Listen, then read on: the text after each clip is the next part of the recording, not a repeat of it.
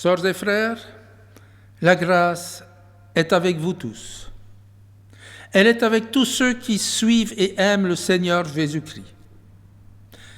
La grâce de Dieu, la voix de Dieu, la présence de Dieu sont des réalités dans nos vies présentes, dans nos vies d'hommes et de femmes, quand nous ne nous opposons pas à l'action de Dieu. Tout est une question de disponibilité. Noël est proche, tout proche.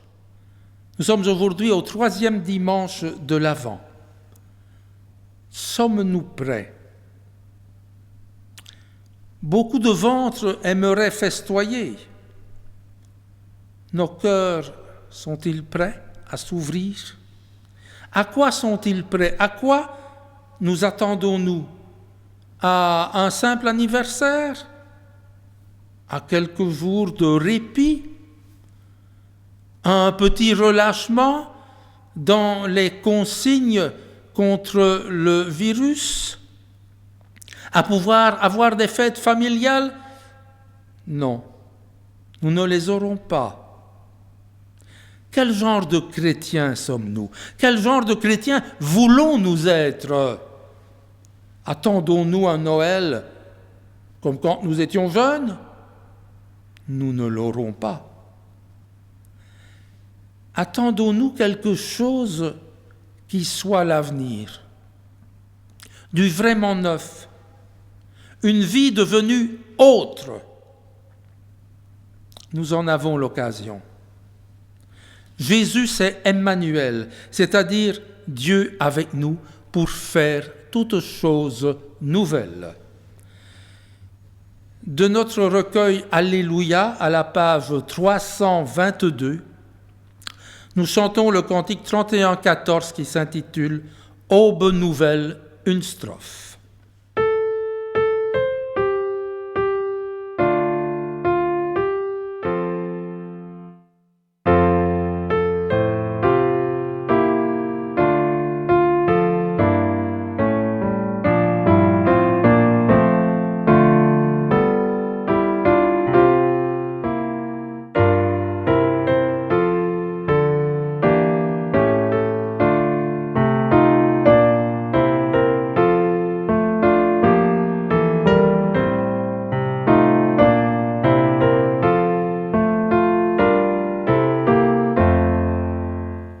Seigneur notre Dieu, c'est ton honneur de vouloir nous rendre heureux, et tu es glorifié lorsque nous essayons de l'être.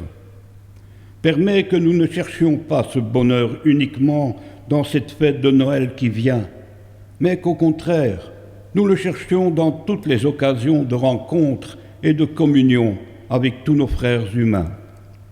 Par Jésus-Christ, ton Fils, notre Sauveur, celui qui est, qui était et qui vient.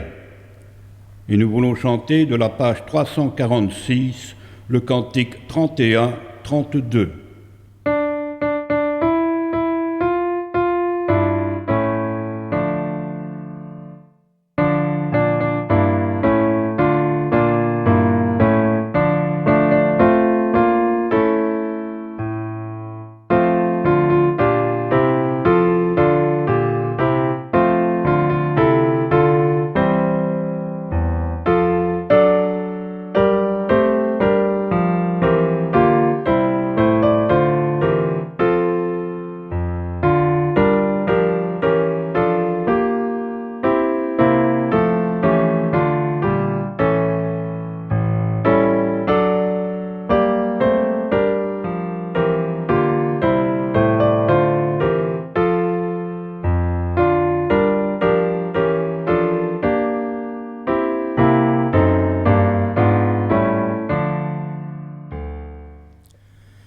Accueillir le Christ, n'est-ce pas accepter certaines règles, certaines exigences, certaines normes de sincérité, de générosité, d'humilité?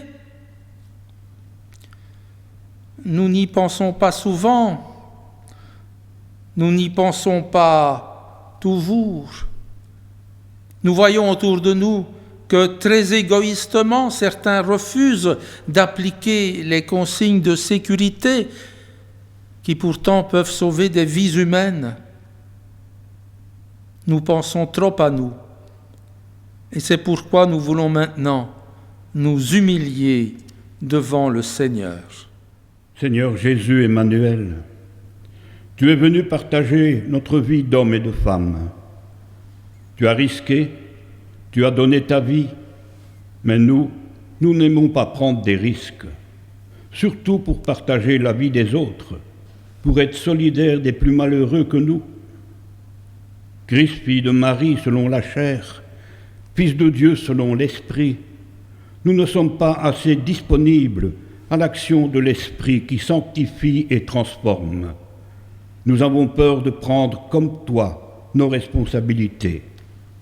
Seigneur, aie pitié de nous. Et nous voulons chanter de la page 311, le cantique 31-05.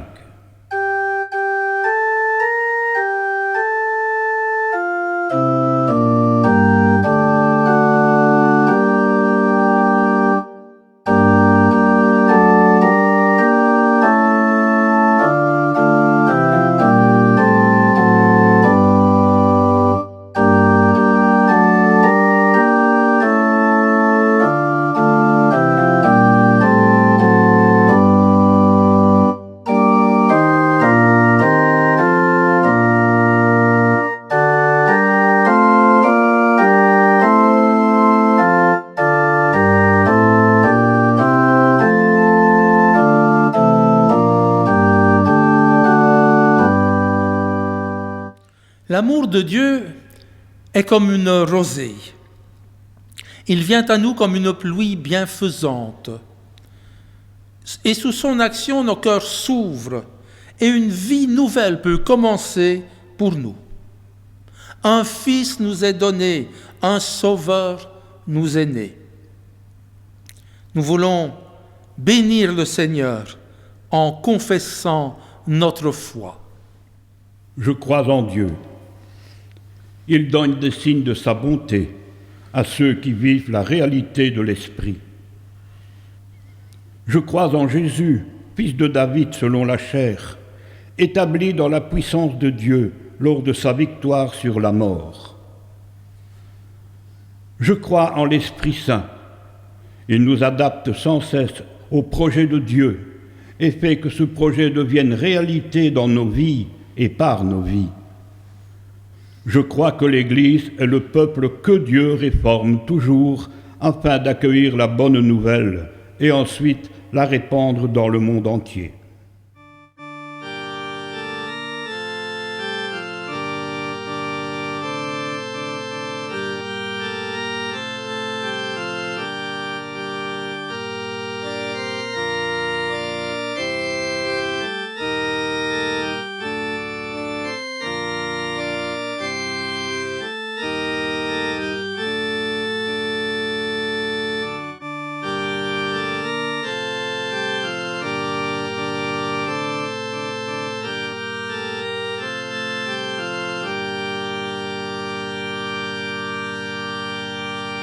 L'offrande comporte normalement un détachement. Nous nous séparons de quelque chose pour l'offrir. Mais l'offrande est aussi une forme de témoignage. Elle peut signifier que nous attendons plus et mieux que les choses matérielles habituellement recherchées dans notre monde. L'offrande peut montrer que nous attendons un monde spirituel où rien n'entravera le rayonnement de l'amour. En cette période de pandémie, nous ne pouvons nous réunir physiquement en ce temple. Nous vous proposons soit de mettre votre offrande de côté chaque semaine et nous la porter le jour où nous reprendrons les cultes en commun, soit de verser votre offrande sur le compte de l'Église, de manière à ce que celle-ci dispose des liquidités pour payer les frais, les factures qui, elles, ne souffrent pas du virus et continuent d'arriver. Que ton esprit, Seigneur, nous enseigne à voir plus loin que les choses visibles. Fais-nous discerner tous les signes de ton amour et de la vie nouvelle que tu as placée sur notre chemin. Ouvre nos vies à des choses nouvelles, inattendues, des choses de l'esprit, par Jésus, notre frère, notre Seigneur. Amen. Et avant d'ouvrir l'Écriture sainte, je vous invite à la prière. Dieu notre Père, notre monde désespère si souvent. Et la paix de Noël nous paraît alors un rêve inaccessible. Viens donc nous rappeler que tu tiens parole. Oui, Jésus est au milieu de nous, là où nous sommes, même si physiquement nous ne sommes pas réunis, nous le sommes dans la pensée, dans la prière, dans la méditation. Et c'est lui, le Christ, qui nous conduit à la vie. C'est lui qui règne avec toi et avec l'Esprit Saint pour toujours. Amen. Nous ferons notre première lecture dans l'épître de Jacques, au chapitre 5, les versets 7 et 8. Jacques 5, versets 7 et 8. Prenez donc patience, frères, jusqu'à ce que le Seigneur vienne. Voyez comment le cultivateur prend patience en attendant que la terre produise de précieuses récoltes. Il patiente jusqu'à ce que les pluies d'automne et de printemps soient tombées. Prenez patience vous aussi, soyez pleins de courage, car la venue du Seigneur est proche. Notre seconde lecture se fera dans l'évangile de Matthieu, au chapitre 11, les versets 2 à 19.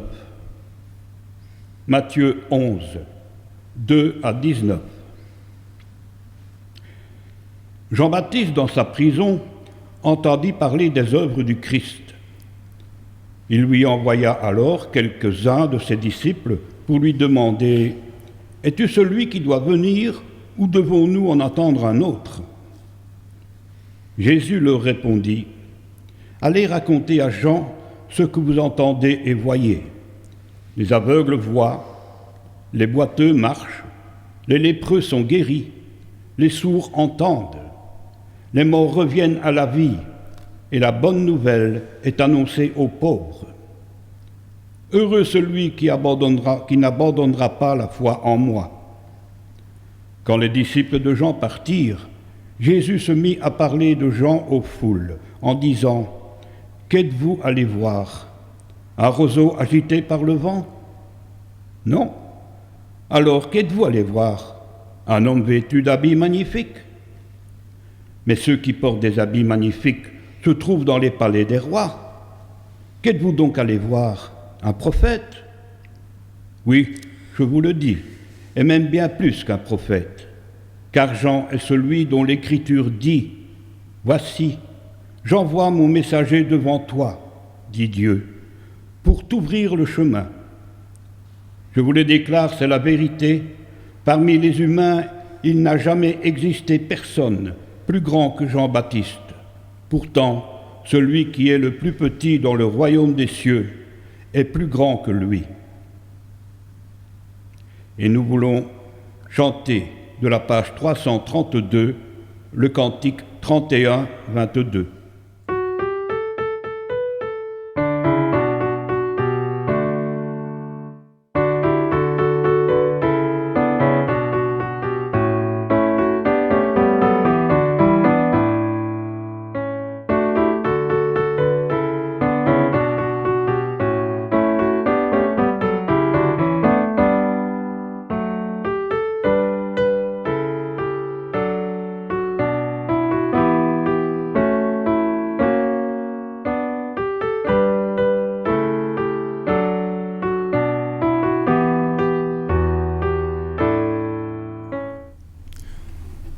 Sœurs et frères, le temps liturgique de l'Avent est aussi le temps durant lequel chacun prépare sa fête de Noël.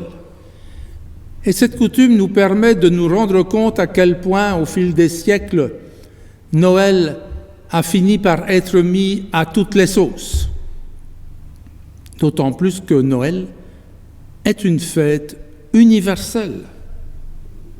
La fête de Noël a été fixée à une date où se célébrait jadis une autre fête très populaire et païenne, qui était la fête de la lumière. Et l'Église médiévale, espérant ainsi faire disparaître la fête païenne de la lumière au profit de l'anniversaire purement symbolique de la naissance de Jésus de Nazareth. Mais comme dans la plupart des cas où le christianisme n'a pas su garder ses distances vis-à-vis du paganisme, il en résulte un étrange amalgame, renforcé de nos jours par la présence toute proche de la nouvelle année. Ainsi, Noël est-il au gré des croyances ou des incroyances, parfois le souvenir de la naissance d'un enfant, il y a 2000 ans, quelque part en Palestine. Bien oui, puisque l'existence historique d'un certain Jésus de Nazareth, rabbi et prophète, n'est plus tellement contestée, il faut bien qu'il soit né un jour. Et Noël devient ainsi un anniversaire symbolique de cet homme dont les disciples ont fondé à la fois une religion universelle et toute une civilisation. D'autres retournent purement et simplement à l'antique sens païen. Fête de la lumière au moment le plus sombre de l'année. On peut y voir la lumière de la raison perçant les ténèbres de l'obscurantisme, et pourquoi pas de l'obscurantisme religieux, tant qu'on y est. Soit une fête de l'espérance, l'aube d'un jour nouveau, l'occasion de commencer une vie nouvelle. Et habituellement, la débauche de lumière dans les rues commerçantes de nos cités participe de cette interprétation mythologique. Mais cette année, les circonstances nous rappellent durement que cette lumière-là ne luit pas toujours.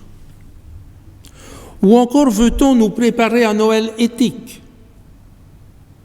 Noël des hommes de bonne volonté, jour de la paix, jour où le canon se tait, faisant ainsi mieux ressortir l'absurdité des jours de guerre et l'impuissance dans laquelle nous sommes tous d'assurer une paix stable.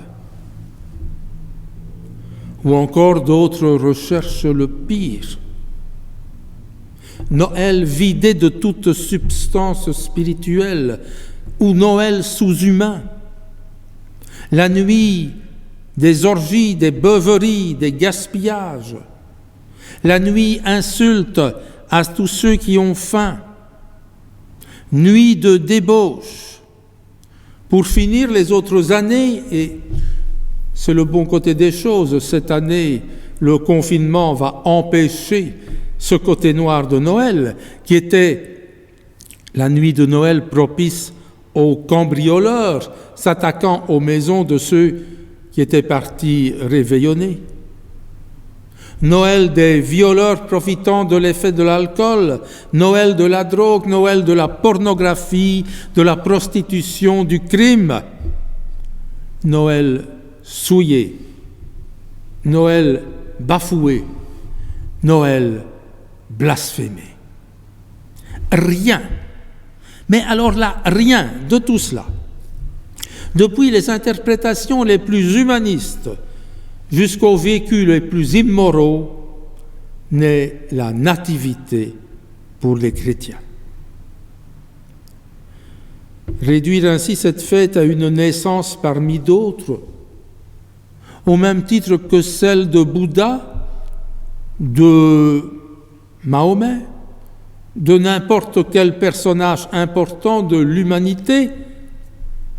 Réduire Noël à une trêve dans les combats, à un symbole, ou que sais-je encore, c'est pour parodier l'expression d'un écrit du pasteur Wurmbrandt, rendre le message de Noël bien plat pour le glisser sous la porte des incrédules.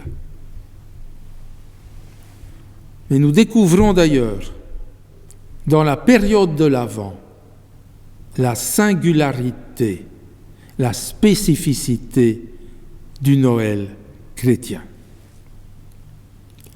Si la naissance d'un enfant est un événement, on ne peut pas dire que ce soit un événement inattendu.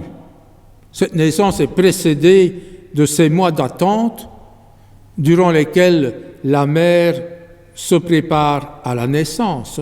Ces mois pendant lesquels la famille, les amis vont préparer ce qu'il faut pour accueillir un nouvel être humain.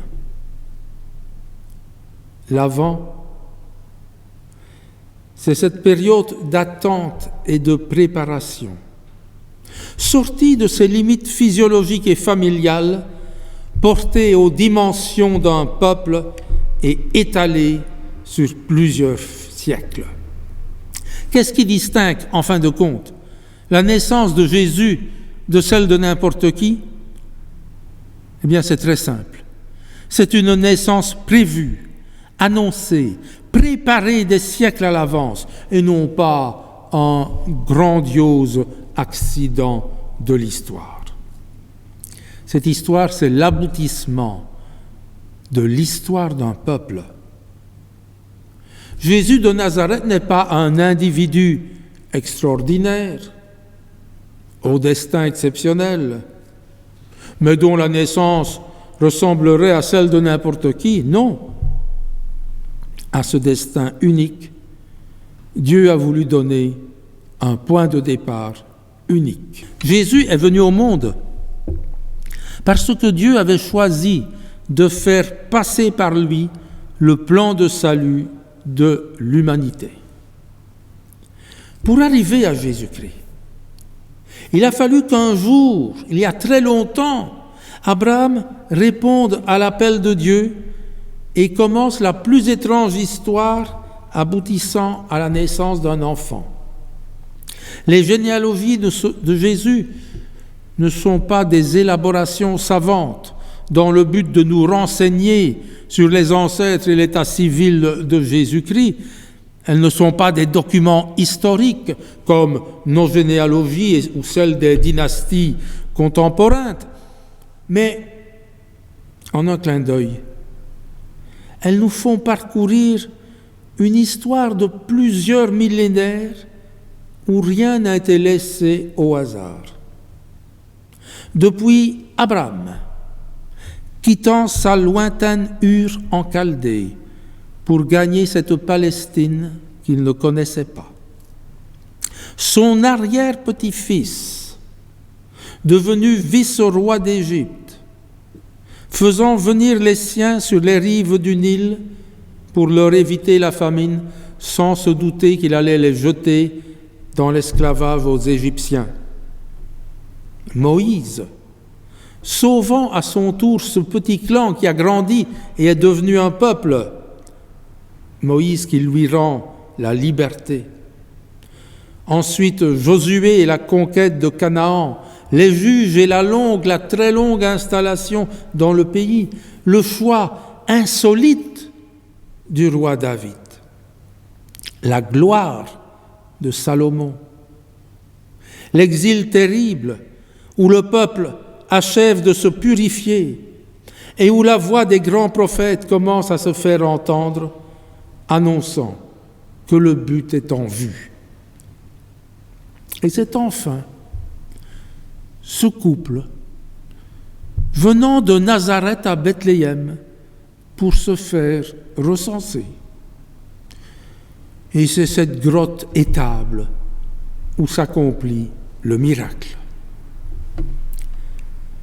Il y a des enfants dont la naissance est précédée de bien des préparatifs, mais quel est celui pour lequel un peuple a été fondé, a été forgé au creuset de l'histoire? Quel est celui pour qui un pays a connu tant de gloire et de souffrance? C'est cela, la Noël des chrétiens. Des siècles d'histoire dans un seul but, la naissance de Jésus de Nazareth. Alors avouons que la densité de cette préparation donne à Noël un sens qui dépasse de loin tout ce qui avait pu être imaginé. Si la densité de l'Avent illumine la nuit de Noël depuis des siècles et des siècles, réciproquement, l'événement de Noël va donner à l'Avent tout son sens. Et il le fait de 3 façons, nous rejoignant dans notre actualité. Premièrement, Noël donne un sens à l'attente. Il n'est pas besoin de dépasser les temps présents pour analyser la suite de la vie du Christ. Nous pouvons aisément nous douter que des préparatifs de cette envergure annoncent une naissance exceptionnelle. Il y a de quoi. Penchons-nous sur les faire-part de naissance. C'est Dieu lui-même qui les rédige. « Voici mon serviteur, mon élu, en qui mon âme prend plaisir. Voici, la jeune fille sera enceinte. Elle enfantera un fils, on lui donnera le nom d'Emmanuel, ce qui signifie Dieu avec nous. » Écoutons les anges. Aujourd'hui, dans la ville de David, il vous est né un sauveur, qui est le Christ, le Seigneur. Et cela, nous le savons dès le premier moment. Il n'y a pas besoin d'attendre les miracles ou la résurrection. Et pourtant, combien l'identité exacte du nouveau-né est-elle encore des siècles plus tard ignorée? La vie de l'Église, c'est un second avant. Nous attendons le retour du Christ. Là aussi, le faire-part sera clair. Et de même que le premier avant n'a pas été une attente inutile, notre attente actuelle débouchera à son tour sur un événement d'une grandeur qui dépasse pour le moment notre imagination. Deuxièmement, Noël fixe un terme, une fin à l'Avent. La femme n'est enceinte que dans un but, la venue de l'enfant. Elle n'est pas enceinte toute sa vie. Et l'Avent n'avait qu'un but, la venue du Christ. Et pourtant, les contemporains de Jésus, installés confortablement dans une religion de l'attente, sont passés à côté de la naissance. Lorsque paraît le dernier prophète de l'Avent, son message est clair. Rare prophète en son pays, Jean le Baptiste attire les foules. Il est écouté, admiré, respecté. Et c'est à lui qu'incombe la dernière mission prophétique, la plus belle, reconnaître l'élu et le présenter au peuple. Alors reportons-nous un moment en pensée à cet autre grand moment de l'histoire. Voilà Jean, il est au Jourdain.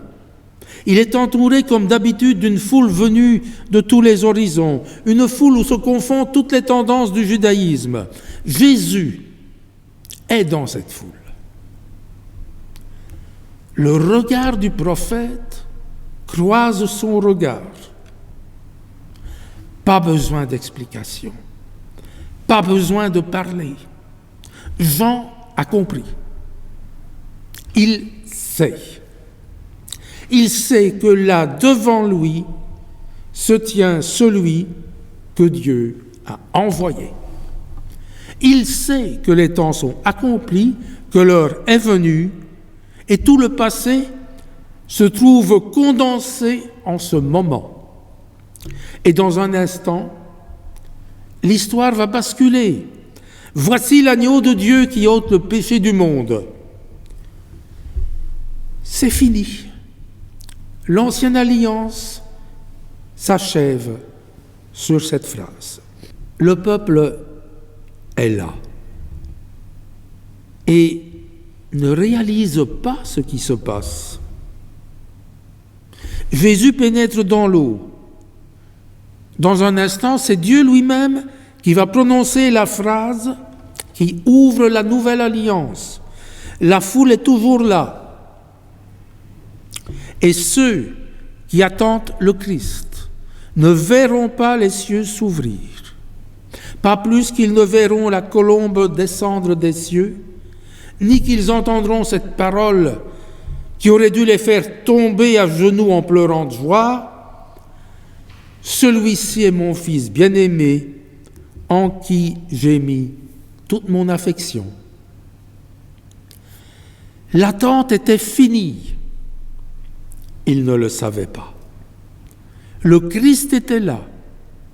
Et tous ceux qui avaient été éduqués dans une religion axée sur la venue du Messie ne l'ont pas reconnu. À trop vivre avec son temps, on se met en retard sur l'avenir. Le problème de ces anciens Israélites est identique à celui de bon nombre de chrétiens. La venue du Messie, c'est toujours pour plus tard.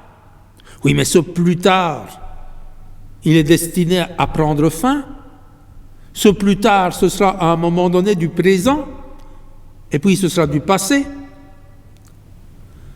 En face du Maître, le reconnaîtrons-nous comme celui que nous attendons, ou bien comme ces Israélites confortablement installés dans une religion de l'attente, passerons-nous à côté de sa présence?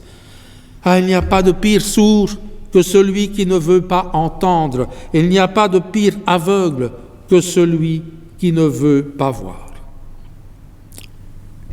Les Israélites voulaient-ils vraiment que le Christ vienne tout bouleverser? Voulons-nous vraiment que le Christ revienne tout bouleverser? Et troisièmement, la naissance de Jésus n'était pas seulement le point final de l'attente messianique, mais surtout le point de départ de son œuvre. Une œuvre qui devait culminer lors de la mort et de la résurrection. Oui, notre cœur se serre quand, à côté de l'annonce de sa venue, nous découvrons les mêmes prophètes annonçant sa mort. Qui a cru à ce qui nous était annoncé? Qui a reconnu le bras de l'Éternel? Il s'est élevé devant lui comme une faible plante, comme un rejeton qui sort d'une terre desséchée. Il n'avait ni beauté ni éclat pour attirer nos regards, et son aspect n'avait rien pour nous plaire. Méprisé, abandonné des hommes, homme de douleur et habitué à la souffrance, semblable à celui dont on détourne le visage, nous l'avons dédaigné, nous n'avons fait de lui aucun cas. Est-ce tout? Non. L'histoire de Noël ne saurait être une fête si elle devait se terminer par la mise à mort de celui qui, tant attendu, n'a pas été reconnu, tant réclamé dans la prière, a été mis à mort par ceux-là même qui priaient pour sa venue. Les hommes s'étaient fait une image de leur Messie, mais le Christ, c'était le Messie à l'image de Dieu. Parce qu'il n'était pas à leur image, les hommes l'ont rejeté. L'histoire est à nouveau en marche. Noël n'est pas seulement derrière nous. Noël est surtout devant nous. Nous l'appelons maintenant le retour du Christ. Mais ce retour ne sera pas non plus le point final. Il sera le début de la cité de Dieu. Ce sera à notre tour d'être prêts. La réponse à nos questions se trouve dans l'avenir, Jésus reviendra. Nous n'avons que faire des philosophies nihilistes, des morales ou plutôt des immoralités qui font de l'homme et de ses passions le nombril de l'univers. Redécouvrons en ce temps de l'Avent l'actualité des prophètes, mais sans nous enfermer à notre tour dans des images mentales de la cité de Dieu, sans nous enfermer dans l'attente et ne pas voir ce qui arrive. Noël, ce fut l'incarnation de Dieu, passée inaperçue de tous ceux qui l'attendaient. Puisse la parousie ne pas être le retour du Christ ignoré des chrétiens. Que ce temps de l'Avent nous permette de redécouvrir le sens de la promesse du Christ. Voici, dit Jésus, je viens bientôt. Amen.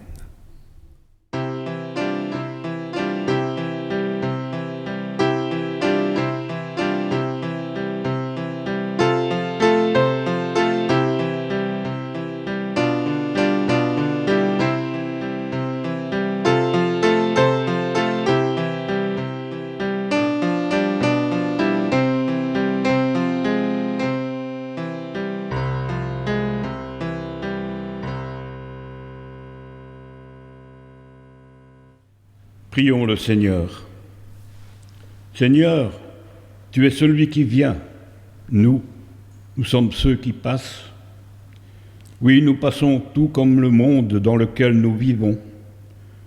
Nous nous sommes égarés, alors nous courons de plus en plus vite, croyant nous retrouver, et puis nous sommes au bout du rouleau.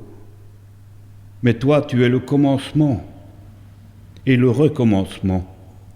Tu es aussi celui qui accomplit. C'est pourquoi nous t'admirons. Ta joie éclate en nous et transforme tout, alors que nous sommes enfermés dans nos découragements. Garde-nous donc sobres, afin que nous n'oublions pas les réalités du monde dans lequel nous sommes encore. Garde-nous prêts à partager notre joie avec ceux qui pleurent. Garde-nous vigilants, afin que nous ne rations pas le bon moment, un moment, ton moment, lorsqu'il se présente. Et nous poursuivons cette prière par le chant de la page 339, le 31-28.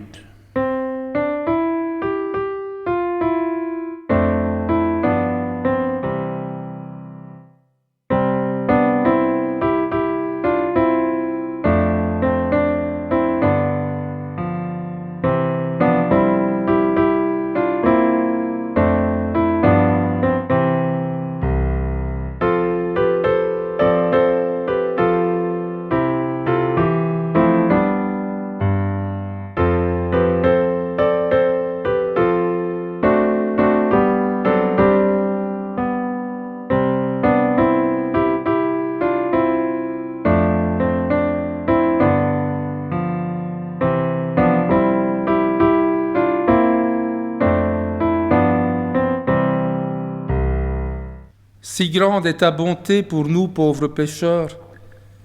Tu donnes à foison la voix et l'allégresse. Tu mets sur nos chemins des parfums et des fleurs. Tu nous offres déjà l'éternelle jeunesse. Si douce est ta bonté lorsqu'en un clair printemps, tout vit et tout renaît quand aux cieux l'astre brille. Tu présides joyeux au renouveau du temps, et tu mets dans nos cœurs un soleil qui scintille. Si forte est ta bonté quand l'été nous sourit, tu nous offres alors une chaleur bien douce. Nous pouvons certains jours, sans le moindre souci, somnoler dans l'air pur, sur un doux lit de mousse. Si riche est ta bonté quand l'automne revient, nous recueillons les fruits qu'a mûri ta lumière. La feuille tombe, hélas, mais c'est pour notre bien. pour nous montrer l'espoir de notre dernière heure. Si ferme est ta bonté lorsque le rude hiver vient et recouvre tout d'une couche neigeuse. C'est elle encore qui règne et domine dans l'air où souffle le vent froid et la bise rageuse. Grande, douce, si forte est ta bonté, Seigneur, en toutes les saisons que ta faveur nous donne, si riche et ferme aussi pour combler notre cœur et pour nous rendre heureux en n'oubliant personne. En n'oubliant personne. C'est tous ensemble que nous poursuivons cette prière avec les paroles de Jésus-Christ. Notre Père, qui es aux cieux, que ton nom soit sanctifié, que ton règne vienne, que ta volonté soit faite sur la terre comme au ciel.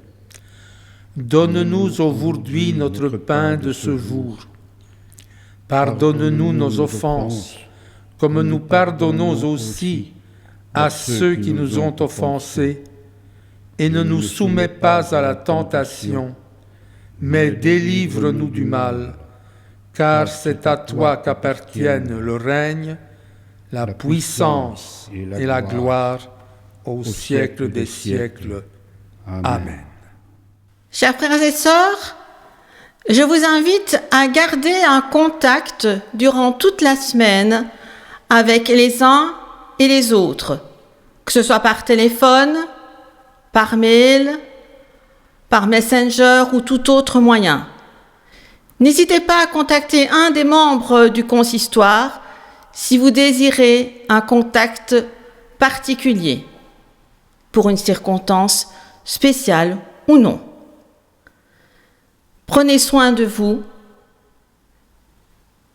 Surtout, n'oubliez pas de verser votre offrande sur le compte bancaire du consistoire. Le numéro de compte se trouvera dans le déroulement du culte à la fin du culte. Vous pouvez faire également un ordre permanent, qui est encore plus facile pour chacun de nous. Que Dieu vous garde et vous bénisse durant toute cette période difficile. Dieu est avec nous, il nous soutient, il nous accompagne. Les moyens de Dieu sont souvent déconcertants. Il choisit les choses faibles pour confondre les fortes. C'est dans un nouveau-né qu'il manifeste la puissance de son amour. En ce Noël qui va venir, il veut déposer en nous la semence de sa parole pour que sa vie devienne notre vie. Que le Seigneur te bénisse et qu'il te garde. Que le Seigneur fasse luire sa face sur toi et qu'il t'accorde sa grâce. Que le Seigneur tourne sa face vers toi et qu'il te donne la paix. Amen. Clôturons ce temps de prière. Dans nos recueils, nous chanterons à la page 345, le cantique 31-31, quand le Seigneur se montrera.